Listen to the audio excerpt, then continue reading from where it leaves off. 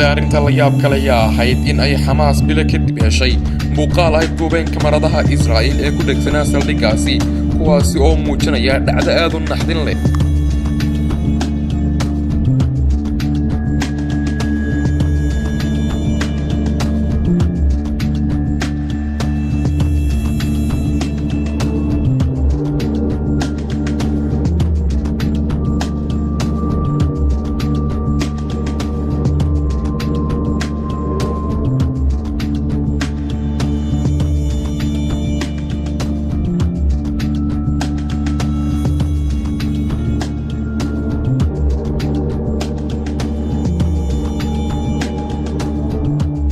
su'aashaan ilaa hadda laga jawaabinayaa sida ay Xamaas u heshay fiideo ku jira kamarada ay leeyihiin ciidamada Yuhuudda ama Israa'iil kuwaas oo ku yaala saldhigga isla mar ahaantaasina ku teedsan agagaarka xeebta balse waxa aan la dafiri karin oo ay taasi ku cadeynaysaa in ay Xamaas ku horumartay dhinaca tiknoolajiyada oo ay ku tala gashay helitaanka fiideogaasi goor kasta iyo goob kasta oo ay noqoto waxaana ay taasi faahfaahin dheeriya ka bixinaysaa in kooxda weerarka geysatay ay u diyaar garoobeen in hawshaasi la fuliyo isla mar ahaantaasina ay u diyaarsanaayeen xataa inay jabsadaan kamaradaha Israa'iil oo ay kala baxaan xogta ay u baahan yihiin iyagoo isticmaalaya qalabka isgaarsiinta iyo tiknoolajiyada gaarka ah ee ay isticmaasho Xamaas. Waxaa dib u bilaabantay cadho iyo sas ay ka qaadeen shacabka reer Israa'iil gantaalaha aan kala joogsiga lahayn ee Xamaas ay ku soo ridayso kuwaasi oo kor u dhaafay boqolaal gantaal oo aan kala joogsi lahayn taasina waxa ay keentay in ay Xamaas bartilmaameedsato magaalooyinka ku teedsan xuduudka u dhaxeeya Israa'iil iyo Falastiiniyiinta.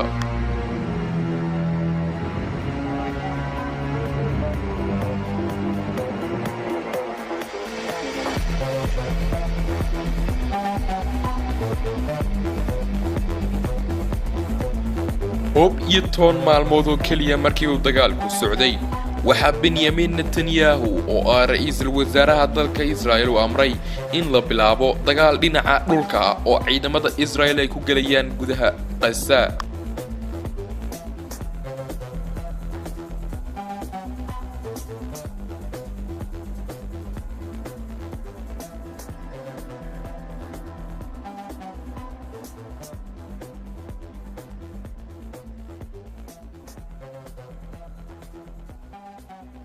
galabnimadii Khamiistii 17 Juun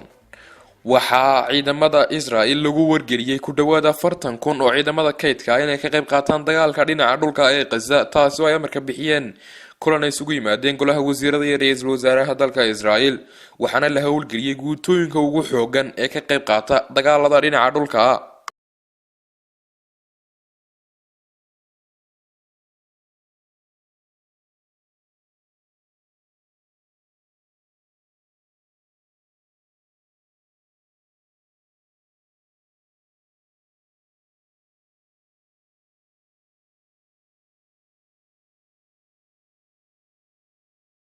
askarigan waxa uu ka sheekeynayaa in naftiisa la biimeeyay isla mar ahaantaasina lagu biimeeyay goob aanu garanayn waxa ka socda iyo halka ay ka xigaan isla mar ahaantaasina jihahan aanu la socon maabka iyo nooc uu yahay waxana uu sheegay in naftiisa uu bareeray khatar aad u xoogan oo goor kasta uu bandhignaa in uu dhinto balse uu dalkiisa u horeeyay.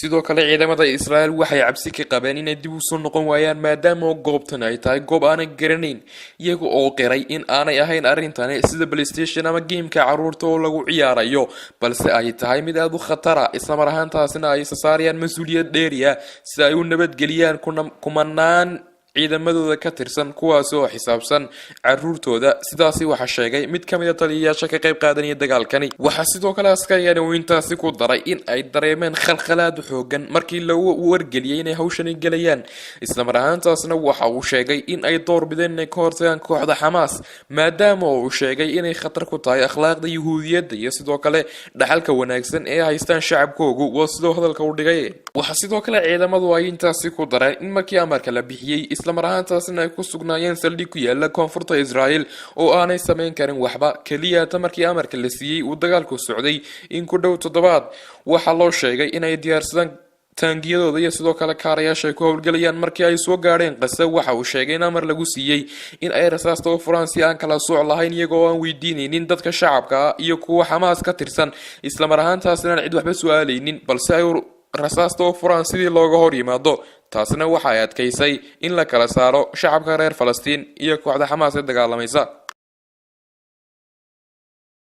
markii uu dagaalku muddo socday 20kii bisha markii la marayo waxa kamaradaha Israa'iil ay qabteen xubno ka mid ah weeraryahanada Falastiiniyiinta kuwaas oo weerar ku soo qaaday qaar ka mid ah ciidamada Israa'iil, balse markii dambe waxa laga waayay muuqaalkoogii meel ay isku qariyeen goor dambe iyaga oo geystay dhibaato aad u xooggan. arrinta la yaab kale ayaa ahayd inay xamaas kaga soo baxayeen goob kasta iyo sidoo kale guryaha hoostooda, dhabarkooda iyo sidoo kale geedaha, waxaana sidoo kale ay kaga soo baxayeen godadka ay sii qorshaysteen ee ah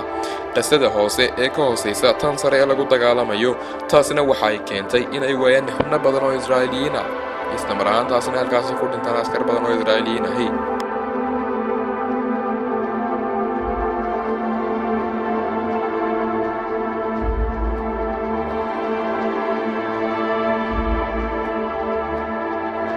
xaqiijin la'aanta dhinaca sirdoonka ee godadka qasa ku yaala waxa ay keentay in Israa'iiliyiintu keento dhibaato xooggan iyada oo ku noqotay laf dhuun gashay godadka ay xamaas kaga soo baxayaan ciidamada Israa'iil,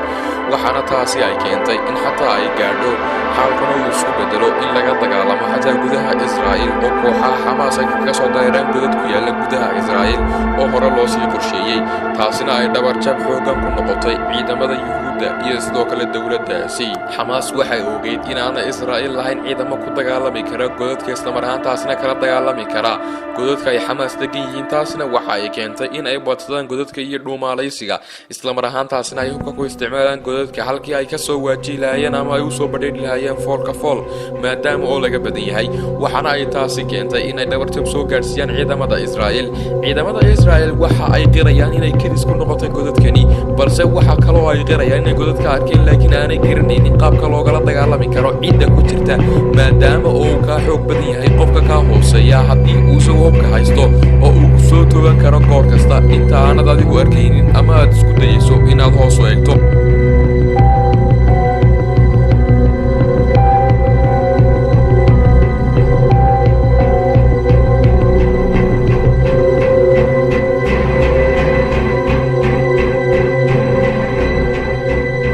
xaafadda loo yaqaano Shujaaciya waa xaafadda uu ka dhacay mid ka mid ah dagaaladii ugu xoogganaa ee deegaanka qasa, waana goobaha ay ku xoogganayeen kooxda xamaas. kadib markii ay isugu biyo shubteen ciidamo badan oo ka mid ah Israa'iiliyiintu waxaa halkaasi ka dhacay dagaal aad u xooggan bartamaha habeennimadii. taasina waxa ay keentay in Israa'iiliyiinta laga gubo qaar ka mid ah tawaangidii ay wadatay sida ay qiranayaan qaar ka mid ah askarta Israa'iil, waxaana taasi ugu dambeyntii ay keentay sidoo kale inay ku baxaan ku dhowaad 12 askari oo ka mid ah ciidanka Hoolaan oo loo yaqaano guutooyinka ugu xooggan ee dhinaca dhulka ka dagaalama.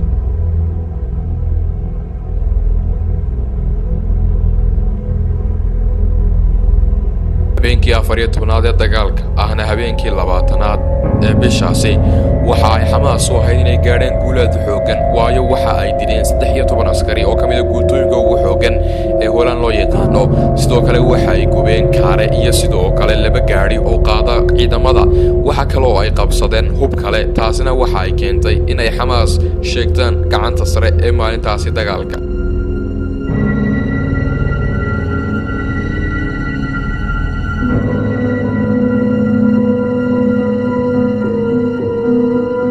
askarigani waxa uu sheegay inuu dagaalka ku waayay 8 askari oo ka mid ah saaxiibadiisa uu yaqaanay, intooda badan inay yihiin guutada ugu xooggan ee Hoolaan loo yaqaano, taas oo ku waayay isla habeenkaasi ay xamaas sheegatay gacan sarreynta dagaalka.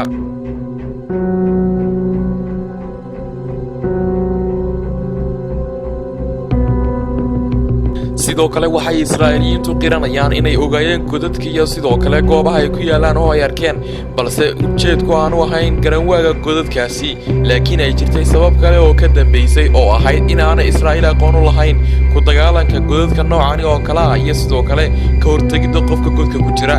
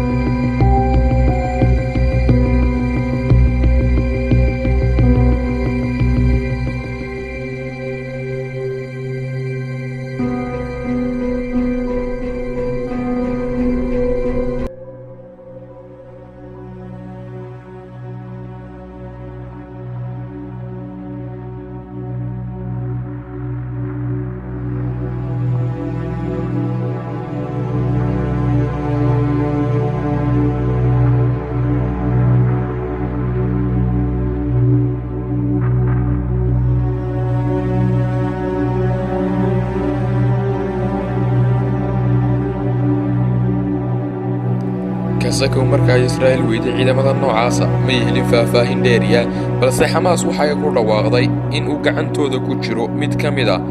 hogaamiyayaashii guutada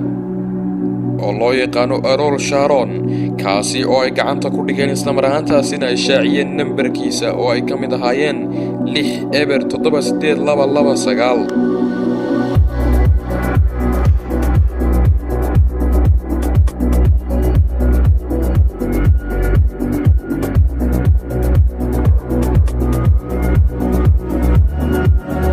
6 Ariel Sharon waxa ay Xamaas u ahayd guul kale oo u soo hoyatay Israa'iilna waxay ku ahayd dabar jab kale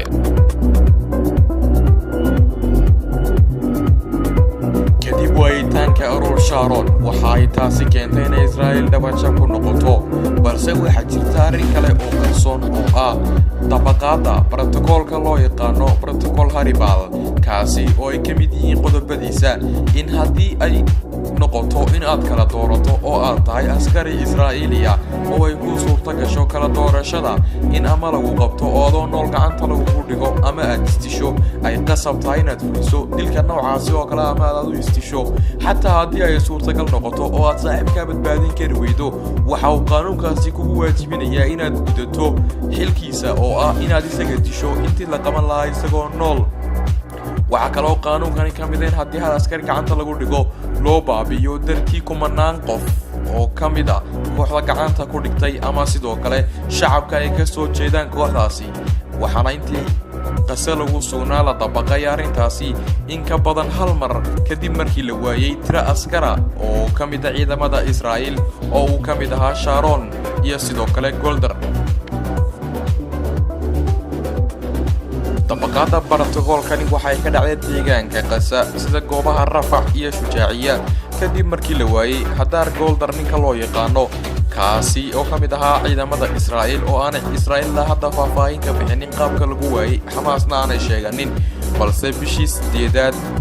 ee sanadkaasi 2014 waxa Israa'iil qaratay in la waayay Golder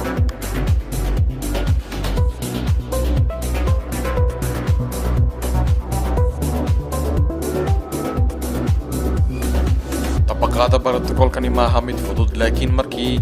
la waayay Hadar Golder waxa la helay muuqaal ay qabteen kamaradaha ciidamada Israa'iil taasi oo ahayd in la fuliyay kadib markii la afduubay balse ay markii dambe toogteen ciidamada Israa'iil qaar ka mid ah halkan oo ku dhintay Hadar Golder waxa sidoo kale protokolkani uu sheegayaa in haddii saaxiibka la afduubayo aad disho sidaan hore u soo sheegnay taasi maaha in la laayo ama ay gacanta Israa'iiliinta ku baxaan isla ciidamada laftoodu balse waxa ay sheegeen inay uga dan leeyihiin inay bedelaan wadciga in Israa'iil qof laga hayo maadaama oo askariga Israa'iiliga uu dhigmo 1000 qof oo Falastiiniyiin marka loo eego dhanka Israa'iil taasina waxay keenaysaa in xataa la adeegsado diyaarado si loo soo furto askarigaasi ama loo duqeeyo kumanaan Falastiiniyiin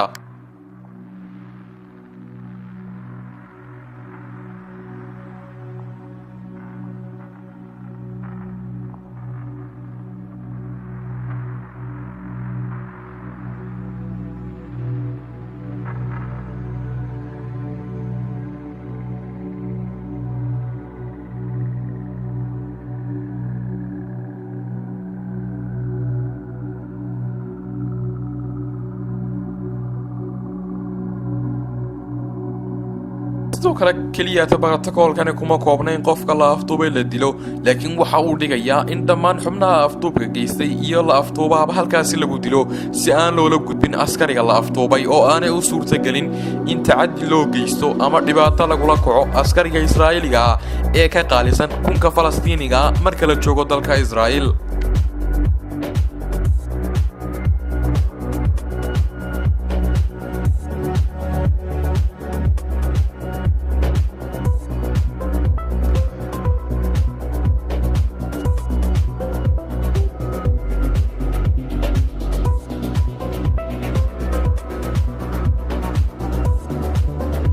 waxaana uu ujeedku yahay in ciidamada Israa'iil lagu dhiirigeliyo in iyagoo noolaan gacanta lagu dhigin balse ay doorbidaan geerida maadaama ay naftooda u hurayaan dalkooda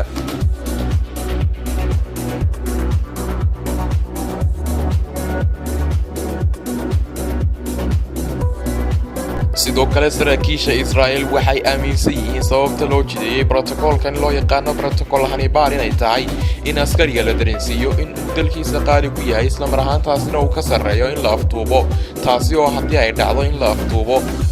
ay ka doorbidi lahaayeen isla mar ahaantaasina ay askartu doorbidayaan in la dilo ama ay iyagu isdilaan waana ta keentay in la jideeyo protokolkani si aanay kooxda Xamaas iyo koox kastaaba gacanta ugu dhigan askari Israa'iiliya kaasi oo Israa'iiliyiintu ay aaminsan yihiin inuu ka qaalisan yahay kumanaan qof oo dalka kala isla mar ahaantaasina ay aaminsan yihiin inuu askariga ugu dhigmo kumanaan askari oo ciidamada kale caalamka jooga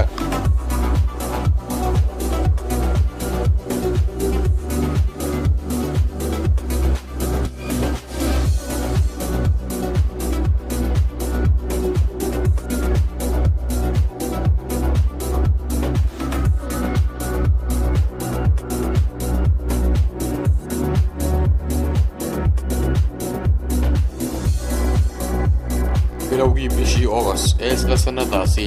Maxamed Dayf Abu Khalid waxa uu duubay muuqaalkiisii ugu horeeyay kaasi oo kaga sheekeynayo guusha ay ku soo hooyeen dagaalka iyo sidoo kale in iyagu yeesheen gacanta sare marka tusaale laga soo qaado dagaalkii ka dhacay baariga xaafadda Shujaaciya oo ay ku dileen tiro badan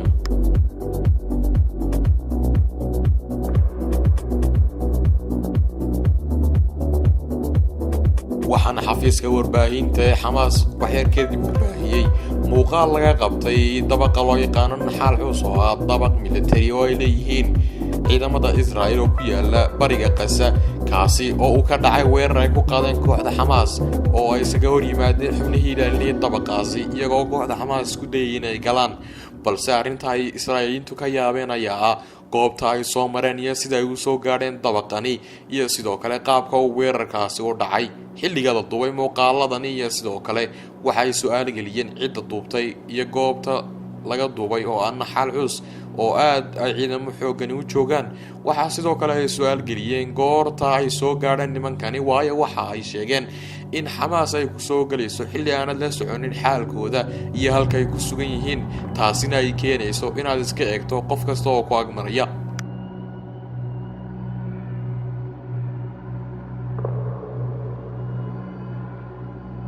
dib afduubka lagu sameeyay askartii ku sugnayd dabaqaasi naxal cusub iyo sidoo kale afduubyo kale oo Xamaas geysatay Israa'iil ma ay sheegeen in dagaalka cidda kaga dhimatay iyo tirada askarta sidoo kale Xamaas ma ay sheegin cidda ay ka dishay marka laga yimaado 13 qof ee habeenkii la shaaciyay iyo cidda ay ka afduubeen toona balse Israa'iiliyiintu waxa ay ka soo horjeedaan nidaamka dhigaya in hal askari oo la afduubo loogu bedelo 1000 askari oo Xamaas ka tirsan oo laga hayo waxaana ay leeyihiin in si isla wax loo bedesho ayaa qurux badan marka loo eego sida caadiga ah balse Israa'iiliyiinta kale waxa ay ku doodayaan intaasi ay ka baxsan tahay nidaamka dhiirigelinta iyo dhismaha ciidamada Israa'iil si ciidamada Israa'iil ay noqdaan kuwo naftooda horeyaala isla mar ahaantaasina ku talagalaya in ay jirto dawlad ka dambaysa oo ku xisaabtamaysa bedelkoodana loo leyn karo kumanaan qof hase haddii ay noqoto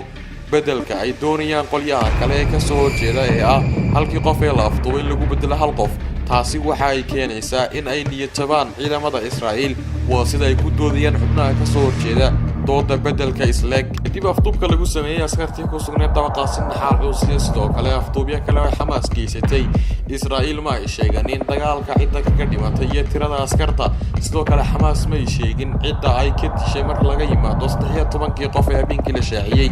iyo cidda ay ka afduubeen toona balse Israa'iiliyiintu waxa ay ka soo horjeedaan nidaamka dhigaya in hal askari oo la afduubo loogu bedelo 1000 askari oo Xamaas ka tirsan oo laga hayo waxaana ay leeyihiin in si isla wax loo bedesho ayaa qurux badan marka loo eego sida caadiga ah balse Israa'iiliyiinta kale waxa ay ku doodayaan intaasi ay ka baxsan tahay nidaamka dhiirigelinta iyo dhismaha ciidamada Israa'iil si ciidamada Israa'iil ay noqdaan kuwo naftooda horeyaala isla mar ahaantaasina ku talagalaya in ay jirto dawlad ka dambaysa oo ku xisaabtamaysa bedelkoodana loo leyn karo kumanaan qof hase haddii ay noqoto bedelka ay doonayaan qolyaha kale ee ka soo horjeeda ee ah halkii qof ee la afduubay lagu bedelo hal qof taasi waxa ay keenaysaa in ay niyad jabaan ciidamada Israa'iil waa sida ay ku doodayaan xubnaha ka soo horjeeda dooda bedelka isleeg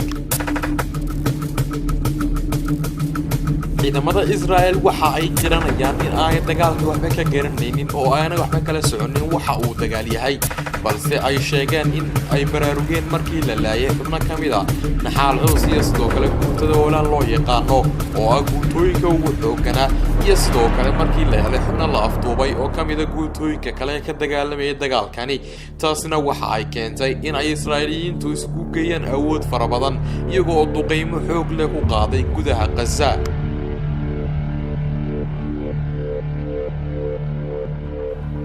kadib konton maalmood iyo in ka badan oo dagaalku socday Israa'iil waxa ay weyday ku dhawaad 70 askari Xamaasna waxa ay ku guuleysatay in ay mar iyo laba jeer cabsi geliso ciidamada Israa'iil oo ay dareensiiso awoodda ay leedahay iyo saameynta ay yeelan karto dagaal noocan oo kala oo dhaca dagaalkii sanadii 2014 ka dhacay marinka Gaza waxa uu noqday mid lagu magacaabo dagaalkii sideedaad ee ay gasho Israa'iil noqonayana dagaalkii saddexaad ee tan iyo 2008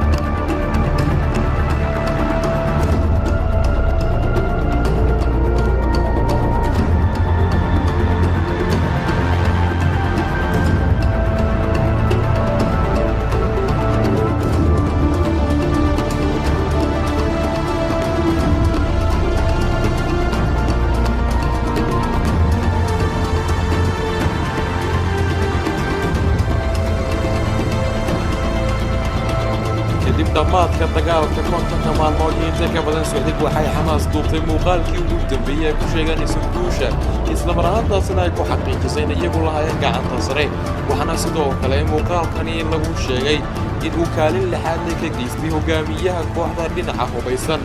Maxamed